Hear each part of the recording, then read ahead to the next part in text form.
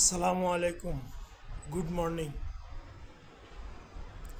আগেকার সময়ে ছোটবেলায় আমরা দেখতাম যে যদি কোনো কূপ খনন করা হতো বা যদি কোনো ধরা হতো, পুকুরের পাড় যদি ধরা হতো, তাহলে কূপ খনন করে যদি পাড় ধরার জন্য যদি মাটি খনন করা হতো, তাহলে মাটিয়ালদের একজন সর্দার থাকতো।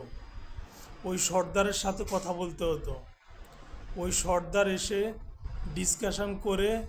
ডিসকাস করে তখন ওই সর্দার নির্ধারণ করতো যে এত টাকা দিতে হবে, তাহলে আপনার এটা কমপ্লিট করে দেব। ওই সর্দারের আন্ডারে অনেকগুলি লোক থাকতো, ওই ওই মাটি কাটার অনেকগুলি লোক থাকতো। তো এখন ইদানিং দেখি যে ওই ফকিরাপোল বা ওই যে মুগদার ওইদিকে মান্ডার ওইদিকে গেলে দেখি যে অনেকে কোদাল আর টুকরি নিয়ে দাঁড়িয়ে থাকেন।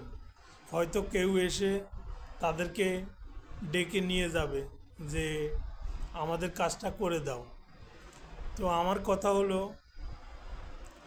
যদি আপনি কোনো মানুষকে যদি এক সপ্তাহের জন্য যদি কাজে লাগান বা যদি এক মাসের জন্য যদি কাজে লাগান, তাহলে তাকে আপনি তার সাথে কথা বলে আপনি তাকে যে কোনো সময় আপনি তাকে টাকাটা পরিশোধ করতে পারেন। কিন্তু যদি আপনি একদিনের জন্য যদি আপনি এই এই মাটি কাটার এই মজুরকে যদি কাজে লাগান, তাহলে আপনি চেষ্টা করবেন যে এই মাটি কাটা শেষ হওয়ার সাথে সাথে তার টাকাটা পরিশোধ করে দিতে। ধন্যবাদ। আসসালামু আলাইকুম।